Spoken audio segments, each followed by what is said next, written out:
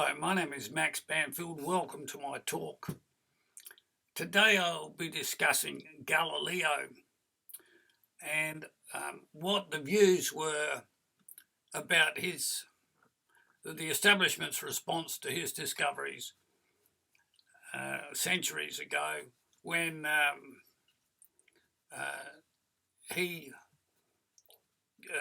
established that the views that the church were promoting were wrong. When I was a teenager, I was offered 3 scholarships to study leadership in a course called Group Work at the Institute of Technology. And I was offered those to study leadership because I was a gymnastics instructor and I wanted to be better in that role. And the subjects included Group Work 1 and Group Work 2 was group psychology, Psychology 1 and 2 which dealt with the 3 main mental illnesses, which are anxiety, depression and schizophrenia, and sociology, which is social psychology, how society operates at the broadest level. And the head lecturer's name was Irene Holloway. She later went on to get a degree in psychology and became a doctor. One of the things she talked about was Galileo. And she said, and if you want to know more about Galileo, you're welcome to look up the summaries of it. But just briefly, he used a telescope to look at the universe, and he confirmed the views of Copernicus from previously that the sun was the centre of the universe, whereas the church had been teaching that the earth was the centre. And it didn't really matter a great deal until there was some sort of conflict going on between the opinions, and the church, which was the establishment of the time, silenced him. They threatened to torture him if he spoke about his discoveries. They put him under house arrest, they put him in prison, and they burned all his books so that the public didn't know what was going on. And therefore the opinions of the church prevailed and nobody thought anything different. Well, what Irene Holloway said as a lecturer, that's disgusting behaviour to silence an important man who had a truth to present to the earth, who's now world famous for his contributions to scientific methods, etc. And she said, that type of disgusting behaviour won't happen now because we're the new establishment. The universities are the new establishment. And that's been the case since about the 19th century. And it's because of the principles of Galileo about facts and evidence and proof, right? So she said that won't happen now. Because we've learnt from the mistakes of history. So I'd like to put a different perspective on this. The average man in the street doesn't study history. And the average teenager would probably rather go down the beach, go surfing, or they'd rather go to the movies or out to a disco. They're not interested in history. So it's highly unlikely that they'll learn from the mistakes of history.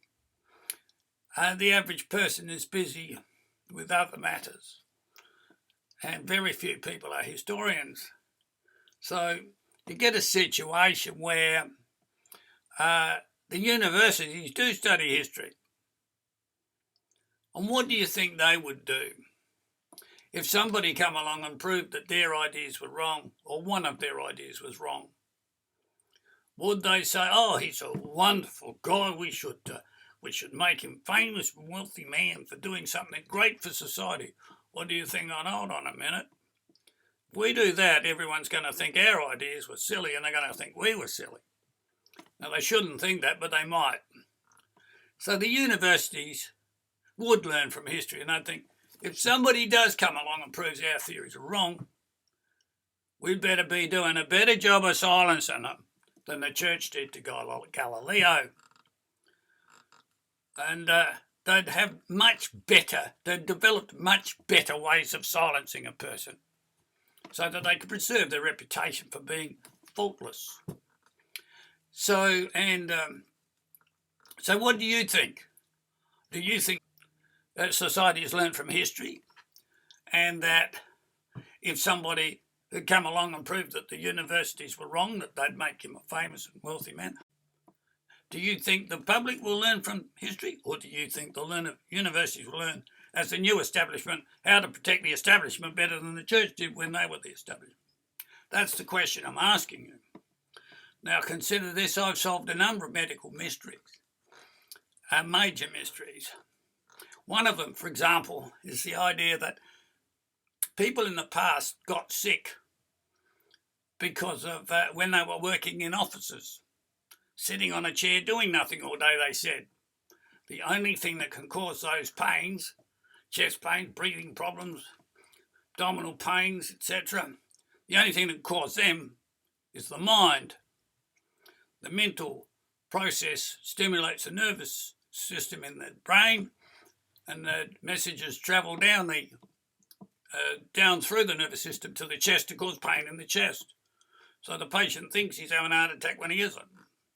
They say there's nothing on an x-ray. It's common sense. It can't be due to anything physical. There's nothing wrong with the nerves in the chest. We can't see on an x-ray. We can't see anything with a microscope. So it's mental. And when people say, but they're not anxious, then come along the idea that they're subconsciously anxious. Well, that's what the university had been teaching for 100 years. And I came along and they said, my problems were caused by anxiety. And I said, I don't agree with that. But I'd had 3 scholarships to study at academic level. I've been offered scholarships and I could have easily gone to university. I just chose to pursue just gymnastics. And but because I didn't actually get a university degree, there's a lot of people want you to think I'm some kind of a dual, like as if because I didn't do an extra 2 years at uni, I couldn't pass. Well, people pass exams and they get into university because their parents pay their fees. They got scholarships, right? So the idea that I don't have the capacity to do those things is really bizarre. But that's what they want you to think. And I established that the real cause of the pains in office work is the leaning towards the desk. The chest pain is caused by pressure on the chest, like this. The abdominal pain is caused by pressure on the abdomen. The breathing problems are caused by pressure on the lungs. And the general view was at the time, no, that's not possible. There's no scientific proof. Well, now there is. I found it. So why don't you know me? Well, I'm just an ordinary guy. And the universities are the new establishment. And they'll be concerned that you'll think, because I did it, it must be simple. And if they couldn't find it, they must be silly. Well, they're not silly and neither am I. And I did find it and they couldn't. So you can interpret that anytime you want. But the people who are stealing my ideas and my solution, which is a standing computer desk, I started studying medicine in 1975. I soon found out the theories that were around at the time, and I wasn't particularly impressed by them because they didn't have any scientific proof to back them. And within 5 years, I concluded that leaning towards the desk was the cause, and within 1998, so within 23 years of starting, I invented the standing computer desk. That was thousands of experiments. And the university was still teaching psychological causes of the same problems. Well, since then, people have stolen my conclusions and they're hiding the past. So instead of calling the pains anxiety, neuroses, and referring to the patients as neurotics, and sending them for psychotherapy, they are referring to teams of experts have discovered that sitting is a health hazard. And they're putting the same symptoms on their lists, but instead of having chest pain, palpitating breathless, pain, fatigue, etc., etc., etc., they have heart disease, diabetes, and cancer, and then chest pain, palpitating breathless. They've disguised what they're doing. So they've learned from history, all right, how to disguise something without burning their books. I sold 800 of my books throughout the world to libraries, school and public libraries, books called The Posture Theory. And some years ago I went to the State Library and I said, have you got any books by me? And they said no. I said, well, I've published 11 editions of a book and several other books, and by law you have to have them. I have to give one to you for free. The State Library, South Australia, and the National Library, and to the Politicians Library in North Terrace.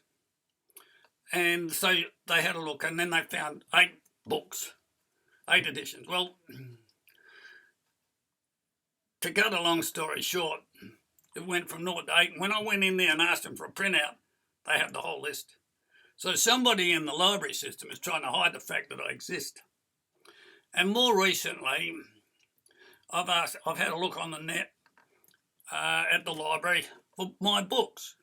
There are 800, probably 700 sold to libraries in Australia. There's only one left. All the others have been removed, and it's the 8th edition before I invented the standing desk. So somebody's trying to silence me at the top level. And politicians have said they don't know anything about it. Well, I had to donate my books to the State and Canberra Library, and they can't protect my copyright. And the standing computer desk is on page 1 of a 1,000-page book. And they're saying it's not important. And if you go to libraries nowadays all around the world, probably like the local library here, they've rearranged the whole library, refurbished it, put standing desks everywhere for the health benefits of the librarians, but they are not going to discuss my book or tell anyone about it. But it was in 700 Australian libraries, and they were school and public libraries.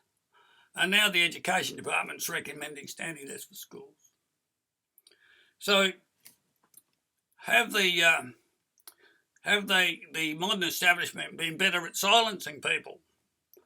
Well, you don't even know I exist, because the top TV programs like 60 Minutes have interviewed international experts and so they developed it.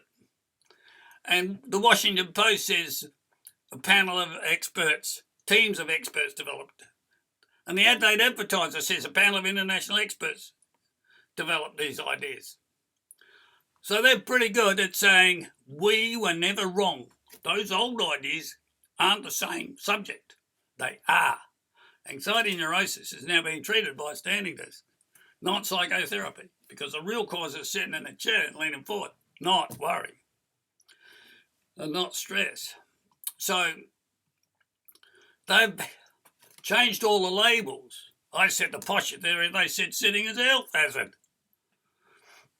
I established that sitting in a chair was a cause and standing is a cure.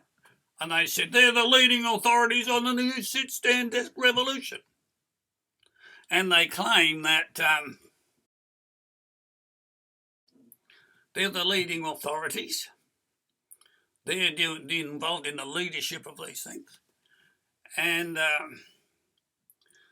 the politicians have run Transform SA Health Policy. And they've closed down Glenside Mental Hospital and the REPAT. But that's another related matter. They would have lost a third of the patients who are now going to physiotherapists for the physical treatment that I developed. And the physiotherapists are saying they developed these ideas in collaboration with their colleagues in ergonomics and sports science. So somewhere along the line, there's 3 things that are happening. The establishment has learned from history how to protect their reputation.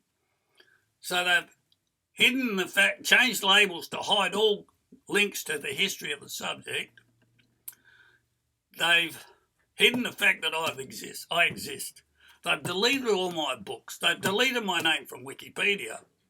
And the people who are getting all the credit in the newspapers are the people who've stolen my copyright and claimed that they did this research. So have the establishment learnt from history and fixed up the mistakes? Or have they learned how to hide their mistakes better than the church did in previous centuries? I'll let you think about that. And in the meantime, the average person probably doesn't care. When they get sick, they just go to the doctor and ask for help. And that's all they care about. And many just want free treatment. They don't care about copyright or anything. They don't care who did the research as long as they get treated. And the universities want you to think they did it. And they want to hide the fact that I exist in the media. When I spoke to them earlier, 20 or 30 years ago, they said, we can't accept your idea unless you can get academic support. Well, now I've got it.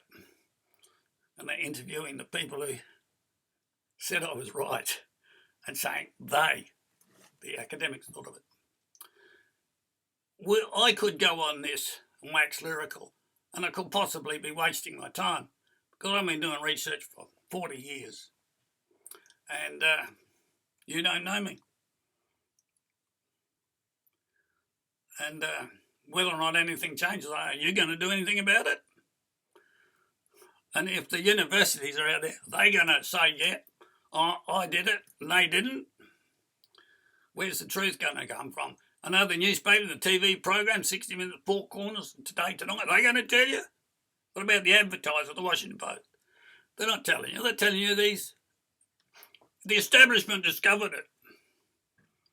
So I'll end there because I'm not entirely sure what to do about this other than describe the plain facts, and maybe somebody will inform the public. Maybe you'll tell your friends. Thank you for watching.